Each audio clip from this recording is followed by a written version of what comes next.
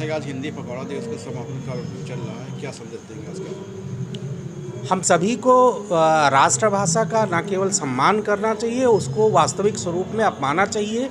अभी बोलचाल की भाषा में जो हमारा उत्तरी भारत है, वहाँ पर तो हिंदी भाषा को अपनाया जा चुका है, लेकिन जो कार्य में अपनी इसकी उपयोगिता है उस स्तर तक हम नहीं जा पाए हैं। और सतत प्रयास हम सभी का, चाहे विश्वविद्यालय हों चाहे कार्यालय हों, इस दिशा में चल रहा है। और आशा है कि शीघ्र ही हम अपने सारे कामकाज और सारे प्रपत्र को हिंदी में जारी कर पाएंगे। इसी दिशा में कर्मचारी भविष्य निधि संगठन द्वारा आज एक फॉर्म भी हिंदी में जारी किया गया है। इनका ये प्रयास सराहनीय है। जी, जैसा कि आजकल जो पीढ़ी है, जो नई पीढ़ी है, डिजिटल इंडिया भी हो रही है, जो आज की पीढ़ी है उसके हिसाब से इंग्लिश ज़्यादा रहता है। इसमें जितनी शिक्षा जगत से जुड़ी हुई संस्थाएं हैं, चाहे वो यूजीसी हो, विश्वविद्यालय अनुदान आयोग हो, चाहे अखिल भारतीय तकनीकी शिक्षा परिषद हो, चाहे विश्वविद्यालय हो, चाहे राजकीय विश्वविद्यालय या प्राइवेट विश्वविद्यालय, सभी जगह पर इस स्तर में प्रयास किया गया। और जो हमारी राष्ट्रीय शिक्षा नीति 2020 आई है, उसमें भी जो हमारी लैंग्वेज है, लोकल लैंग्वेज, रीजनल लैंग्वेज और जो हमारी मदर लैंग्वेज है, उस पर बहुत ही फोकस किया गया है। क्योंकि इस बात की पुष्टि साइंटिफिकली हो चुकी है कि यदि बच्चे से लेकर के बड़ों तक यदि हम प्रयोग करें अपनी मातृभाषा का, अपनी रीजनल लैंग्वेज का, तो उसमें हमारी समझ बढ़ती है, ज्ञान को हम ज़्यादा आसानी से ग्रहण कर पाते हैं बनिस्बत इसके कि कोई विदेशी भाषा में हम करें। नई पीढ़ी को क्या संदेश देंगे आप? नई पीढ़ी को हम यही संदेश देंगे कि जो ये डिजिटल प्लेटफॉर्म पे वो आजकल पढ़ रहे हैं, किताबों से पढ़ना ना छोड़ें, किताबों की भी पढ़ें, लिखना ना छोड़ें। केवल रीडिंग करके यदि करेंगे तो उससे बुद्धि विकास कहीं ना कहीं प्रभावित होता है। क्योंकि अभी भी वो बच्चे जो लिख कर पढ़ते हैं, किताब से पढ़ते हैं, उनके ज्ञान के स्तर में और डिजिटल में थोड़ा सा अंतर पाया जाता है।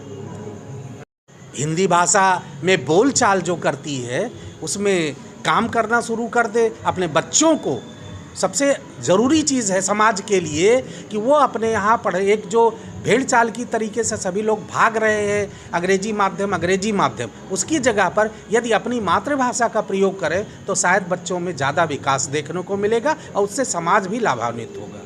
Thank you. जैसे आज हिंदी पखवाड़ा दिवस का समापन कार्यक्रम चल रहा है, जिसमें कि बच्चों द्वारा कार्यक्रम भी हो रहे हैं, क्या संदेश देंगे आज का अवसर पर? हिंदी पखवाड़ा और राजभाषा का जो ये समापन समारोह है, हम लोग हर साल जोश और खरोश से मनाते हैं। और ख़ासकर से इसमें हमारे कर्मचारियों की जो सहयोग होता है और भाग लेते हैं बच्चे उनके, जो ये हमारे लिए बड़ा गर्व का विषय है। क्योंकि बच्चे आने वाले भविष्य का जो है वो पीढ़ी जो है, आने वाले भविष्य में वही हमारे लिए जो है इस संसार को आगे चलाएगी। इसलिए बच्चों का जो योगदान और सहयोग या बच्चों का पार्टिसिपेशन या इसमें भागीदारी बहुत हमारे लिए मायने रखती है। तो हम सभी चाहते हैं कि राजभाषा का जो है प्रचार प्रसार हो, उसका काम में भी इस्तेमाल हो। तो इस दिशा में हमारा ये महत्वपूर्ण प्रयास है। आज का जो कार्यक्रम है, इसके माध्यम से हम लोग दो समारोहों का समापन कर रहे हैं। एक तो हिंदी पखवाड़ा जो हर वर्ष हमारे कार्यालय में मनाया जाता है। हिंदी पखवाड़ा के माध्यम से हम अपने कार्यालय के कर्मचारियों और जन सामान्य को भी यह संदेश देते हैं कि अपना अधिक से अधिक कार्य हिंदी में करें, ताकि जनता को सहजतापूर्वक उसके बारे में वो सारा संदेश उन तक पहुंच सके और वो अपने आप को सरकार से और सरकार की योजनाओं से लाभान्वित होने में और आसानी से जुड़ सकें। इसके साथ ही हमने एक प्रयास का भी कार्यक्रम किया है, जिसके तहत हम सेवानिवृत्ति के दिन जनता को, लोगों को सेवानिवृत्ति के दिन उनका पेंशन और पीपीओ ऑर्डर उपलब्ध कराने का प्रयास कर रहे हैं। धन्यवाद। जैसे कि सर, आप अपना पूरा परिचय दीजिए और आज के कार्यक्रम के विषय में। मैं दीवान सिंह, क्षेत्रीय कार्यालय लखनऊ भविष्य से। आज का जो कार्यक्रम है वो हिंदी मातृभाषा जो कि उसको बढ़ावा देने के लिए है और इसके तहत प्रत्येक वर्ष हम लोग हिंदी पखवाड़ा करते हैं, जिसमें हिंदी को बढ़ावा दिया जाता है। और ये बहुत ही सराहनीय कार्य है, सरकार द्वारा चलाया गया जो है कार्यक्रम ये। और इससे छोटे बच्चों को भी ये मन में आता है कि कहीं ना कहीं हिंदी की उपयोगिता है, जैसा कि आजकल इंग्लिश को ज़्यादा बढ़ावा दिया जा रहा है।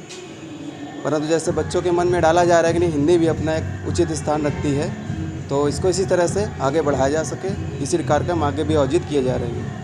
आने वाले नई पीढ़ियों को क्या संदेश देना चाहिए? मेरा ये कहना है कि जो अपनी मातृभाषा है उसको हमेशा बनाए रखना चाहिए, चाहे आप अपने देश से बाहर निकल के भी देखेंगे तो वो अपनी जो मदर लैंग्वेज है, मातृभाषा जो है, उसको कभी नहीं बदलते हैं। वो कम्युनिकेशन की लैंग्वेज इंग्लिश हो सकती है, कोई और हो सकता है, लेकिन जो अपनी मातृभाषा है अदर कंट्रीज भी इसको फॉलो करते हैं। तो हमें बस यही है नई पीढ़ी से कहना है कि हिंदी जो अपनी मातृभाषा है उसको आगे जितना हो सके उतना बढ़ाने की कोशिश करें।